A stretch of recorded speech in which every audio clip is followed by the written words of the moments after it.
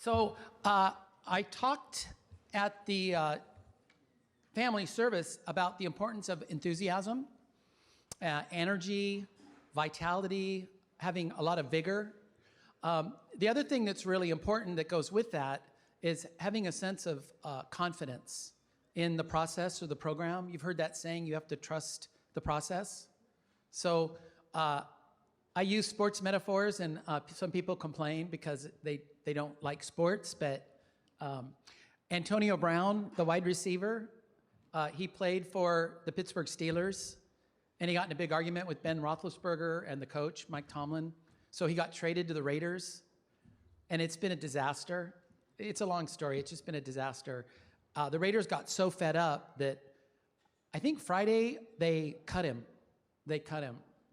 And then Saturday, I got a text from my son that said, oh my gosh, he just got picked up by another team. And he said, I'll give you one guess. You have one guess. Who would take Antonio Brown? Like the guy, the most difficult player in the NFL right now, who would take Antonio Brown? Teague goes, you have one guess. And I said, New England Patriots.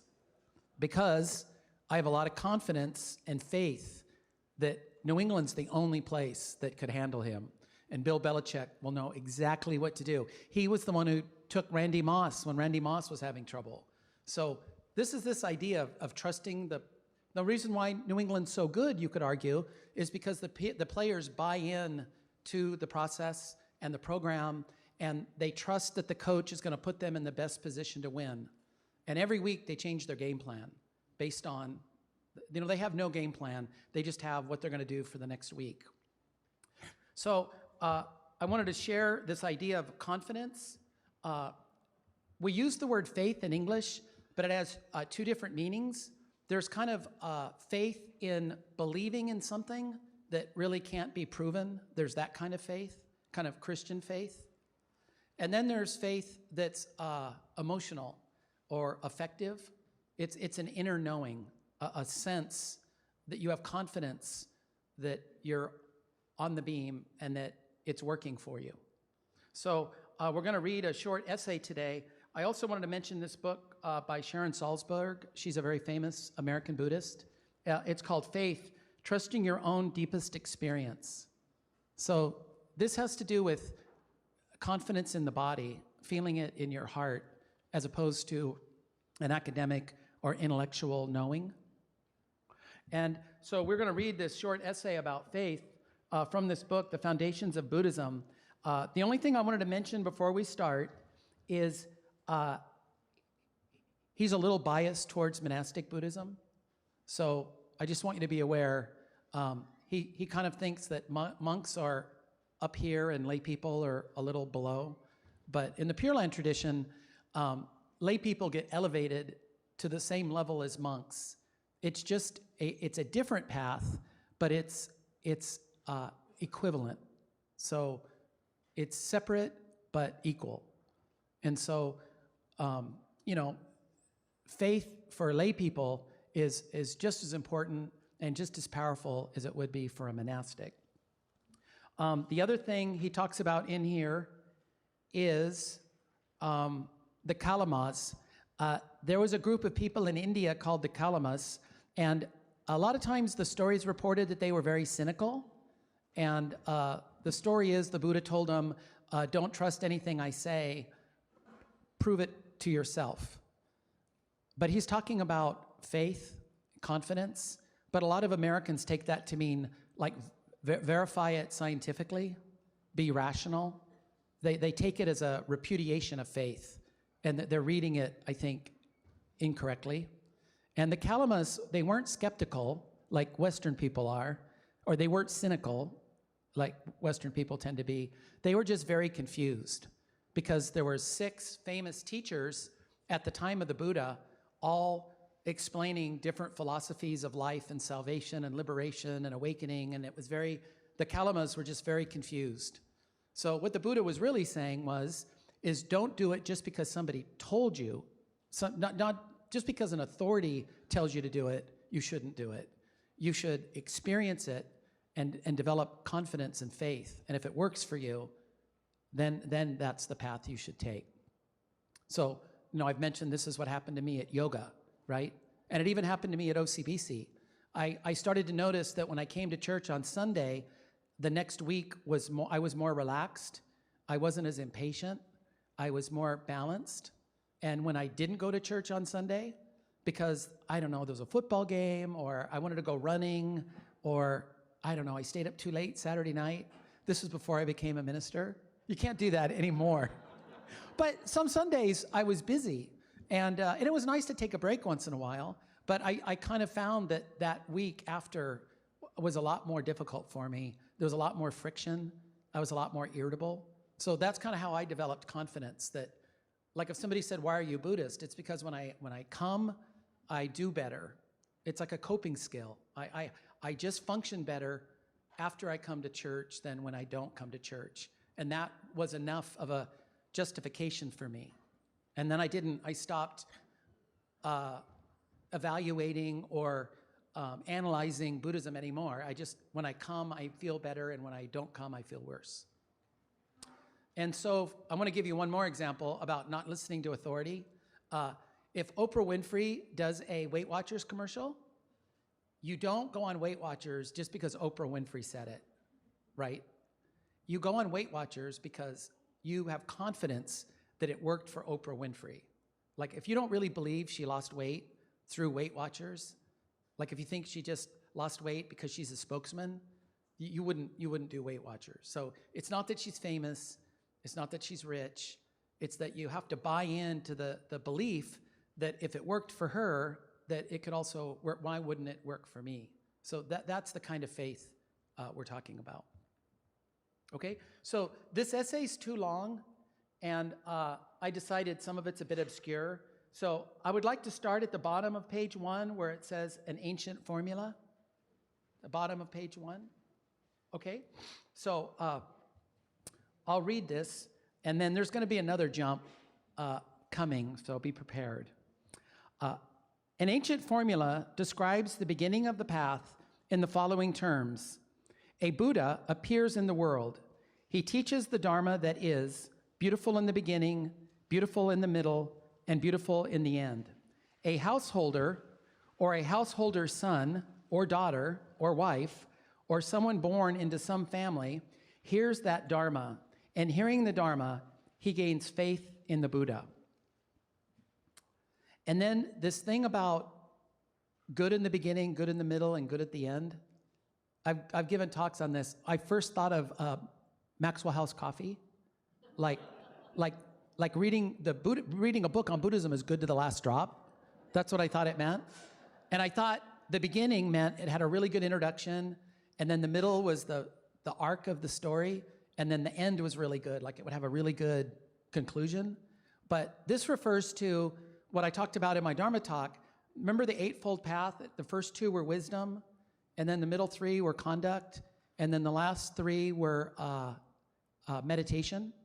That's what they mean by beginning, middle, and end. It covers wisdom, it covers compassionate conduct, and it covers mindfulness. So the details make a big difference.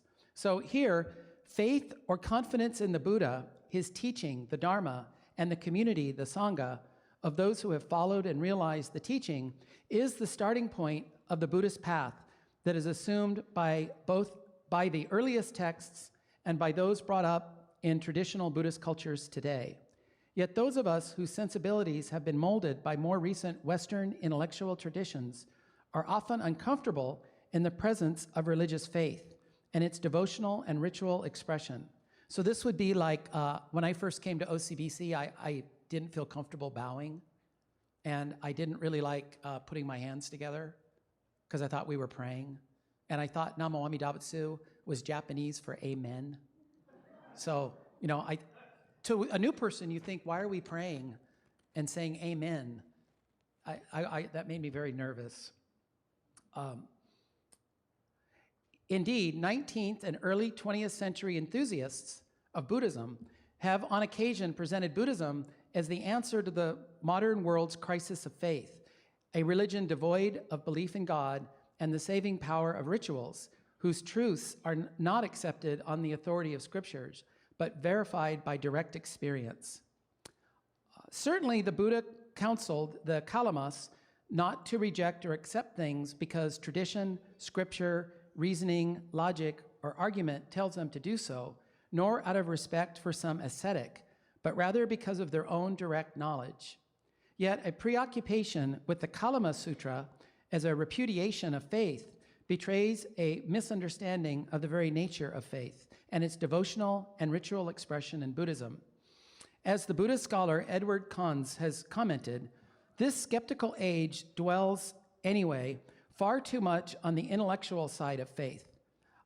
The word we render as faith is etymologically akin to Latin, the word for heart, and faith is much more a matter of the heart than the intellect.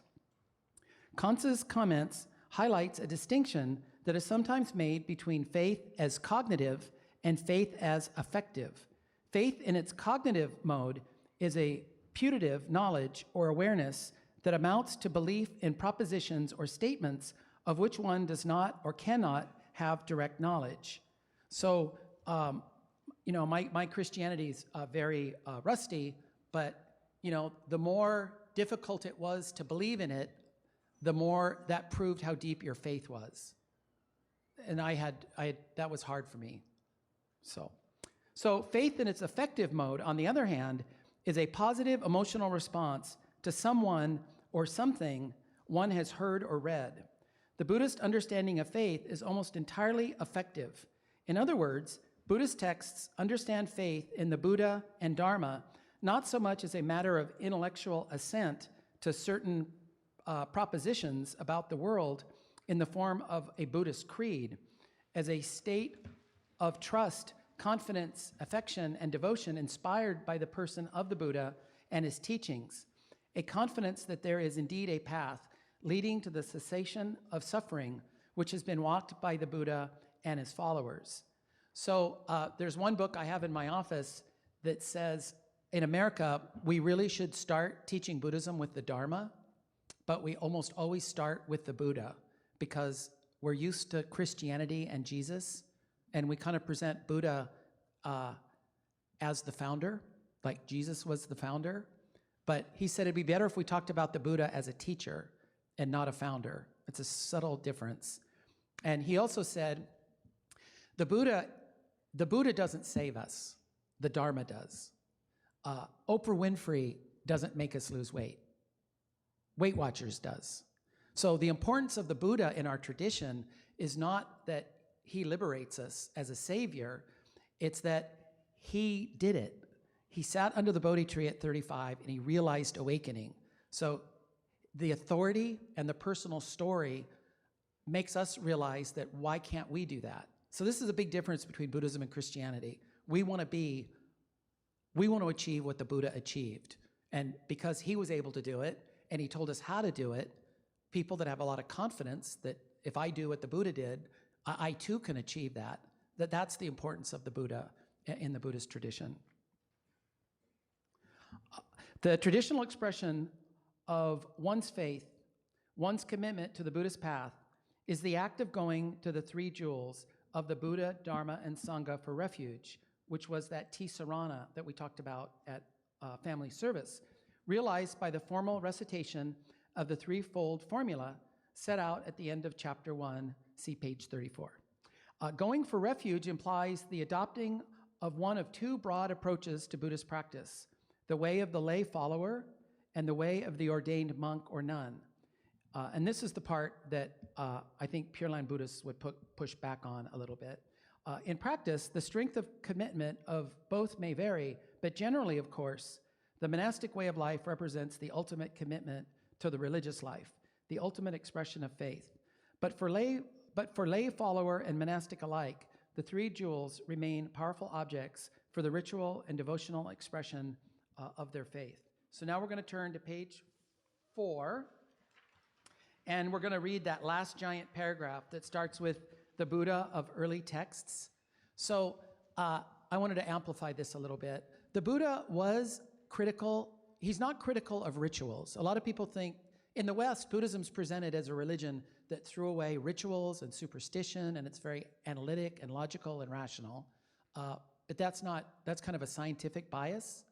And The Buddha does criticize rituals, but not all rituals.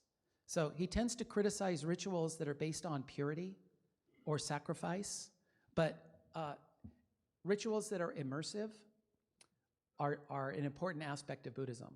So when we go to the altar and we look at the personification of ultimate reality, and we put our hands together and we offer incense and we bow and we say Namo Amida Butsu, it's an intimacy ritual. It's a oneness ritual.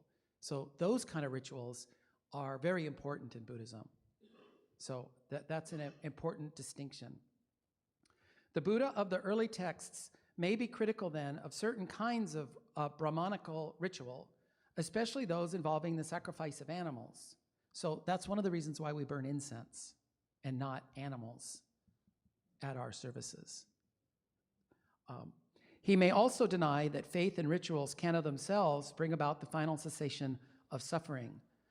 But there is no real evidence in the early texts to suggest a negative attitude to faith and its ritual and devotional expression. Indeed, we even find the Buddha apparently approving of worship at non-Buddhist shrines. Faith and the activities which express that faith are in fact seen as performing a spiritually crucial function. They soothe and settle the mind, thereby arousing the confidence to continue the practice of the path. Moreover, the mind that is quietly confident and trustful of the power of the Buddha, Dharma, and Sangha is its own protection. Two ancient images for faith are worth noting. So these two examples are the kind of ancient versions of the Oprah Winfrey metaphor. Faith is compared to a gem which, when thrown into a stream that has just been stirred up by the passing of an emperor's army, immediately causes the sand, silt, and mud to settle. Or, if one were standing at the bank of a river in spate, unable to judge whether it might be possible to leap over it, and someone should come along and indeed jump across it, then there might arise the confidence that it is indeed possible to cross the torrent. So faith has two characteristics.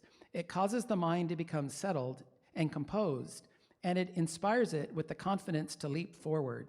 In sum, devotional and ritual practice constitute a preliminary meditation practice, settling and composing the mind in preparation for the higher stages of Buddhist meditative practice. So, does anybody, I tend not to use words like faith and salvation because they're so heavily imbued with Christian connotations, but other people have argued, maybe we should reclaim these words and rehydrate them with Buddhist meaning. And I think Robert Hansen might be here. He said, the problem we have is I tend to use the original Japanese words when I can, but the problem with that is you have no emotional connection with that word. It's just some random word I'm using. You've never heard it before. But if I use the word faith, the problem with that is it carries a lot of baggage. So, maybe we have to use the word confidence or being settled, or we can use English words, but they need to have the right connotation to them. So Buddhism's really struggling in the West to gain traction and come up with the language that people can resonate immediately without a lot of footnotes and asterisks and things. Any thoughts or comments? Oh, go ahead.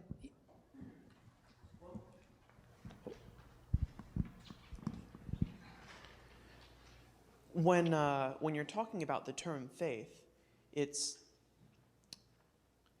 I don't think it's really necessary to try to avoid that term, because a lot of religions in the U.S., Islam, Judaism, etc., and Buddhism, we're trying to reclaim that.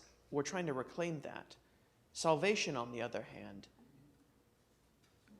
it's beginning to be I've noticed a lot that Christian churches are beginning to use that word Yes. a little bit more. Yes. I think that I like the fact that the word faith is sort of taking on this sort of interreligious connotation that may not be specific to one religion, but it might be a good term because it describes many other religions as well. Yes. Yes. That's a good point. Also, I want to talk about the importance of personal faith in Buddhism. Like, I really like the fact that we discussed the difference between personal faith and personal experience in this. And really, it's important that we make this distinction, that faith is not completely based on what we see or hear, but what we feel, and it's important to be in touch with these feelings. Right, right. So one of the things in that Calamus paragraph I read, people leave this out of the quote a lot, but he actually said, don't rely on your own logic and rational thought. Like, he's actually kind of undercutting science, right? It's experiential. It's not, you shouldn't rely on your likes and dislikes. It's not that kind of a problem. So when they leave that out, the quote takes a whole different meaning.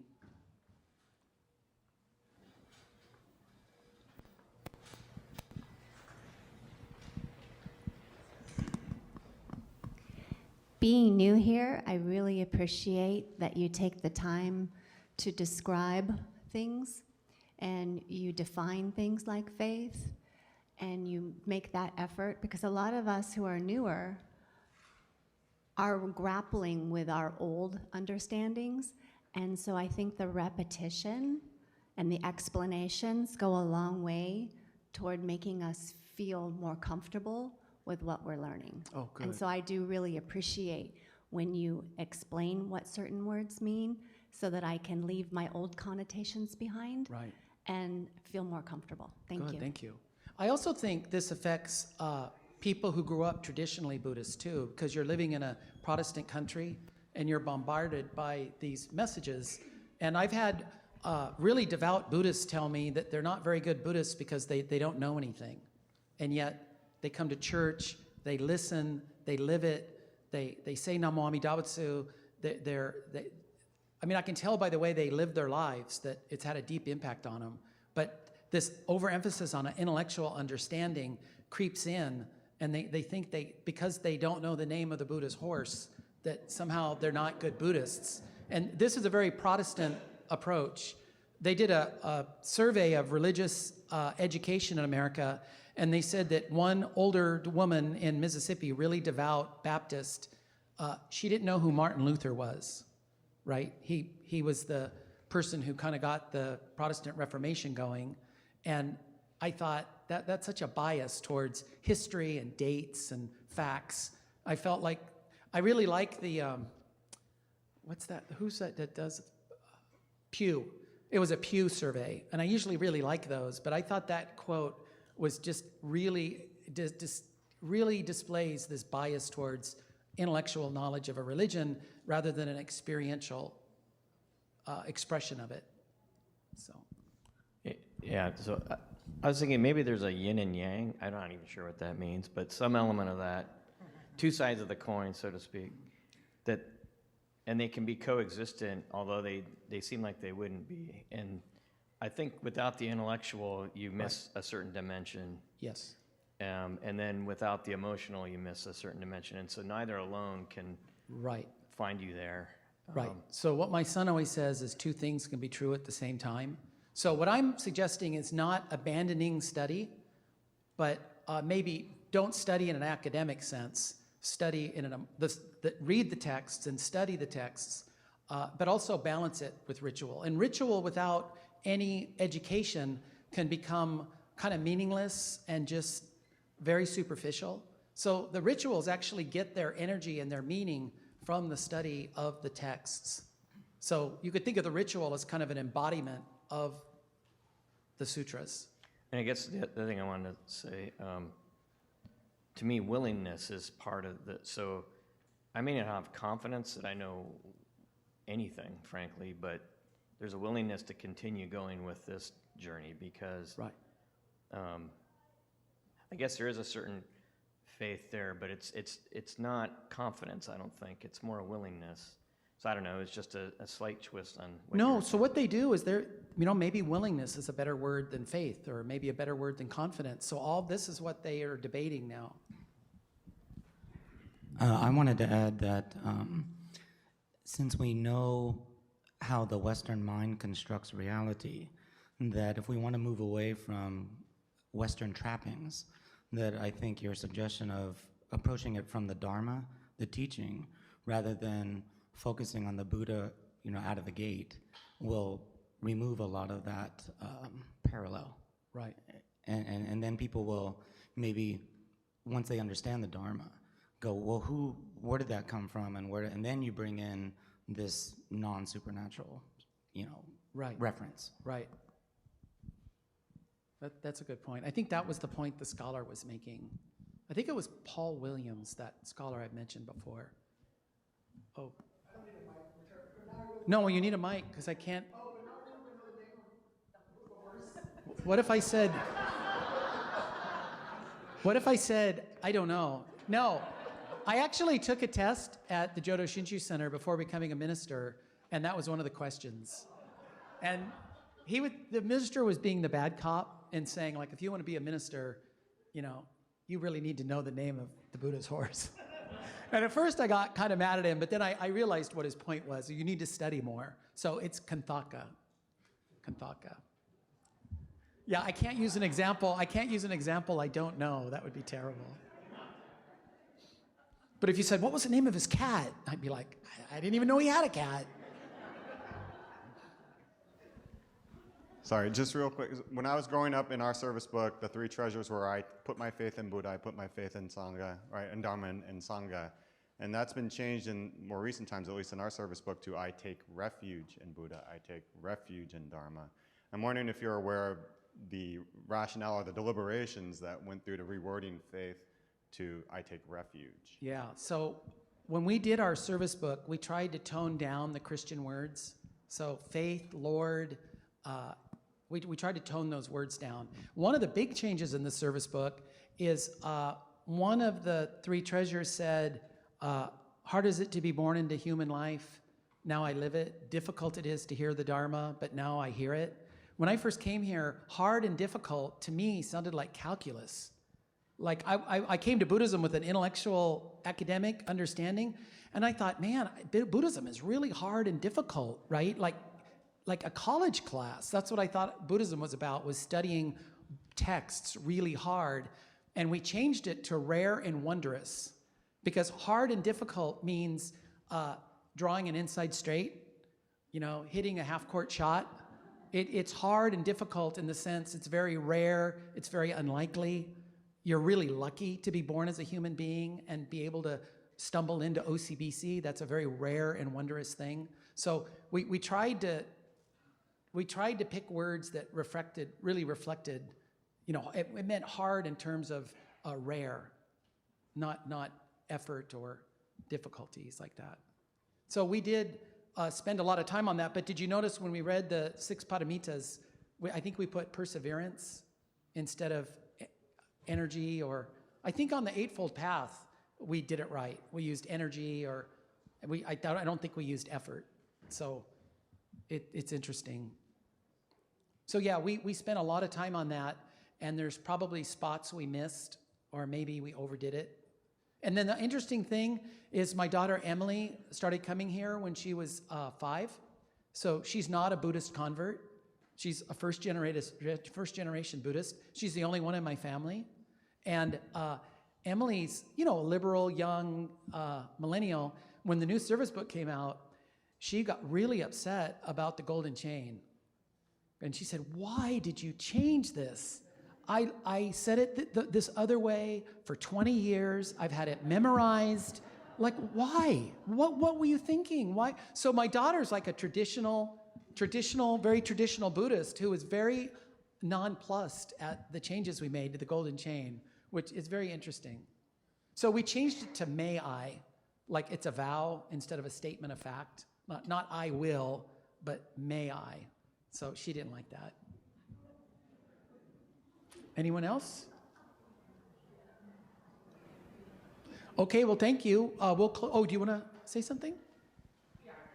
Oh, no, we got to get you on the... Sorry.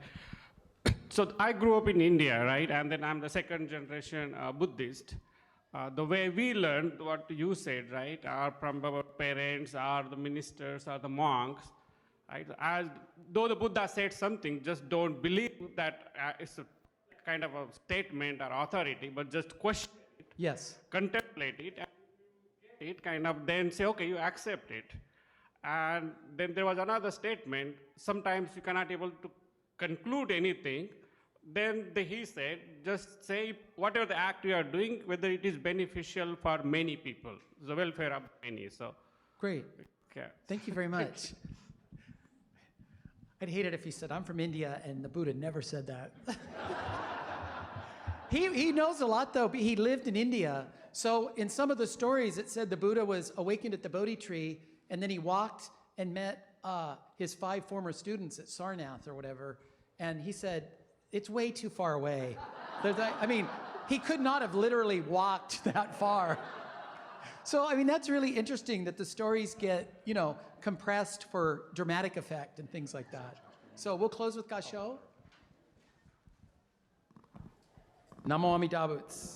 Naman Davits. Naman Davits. Naman Davits.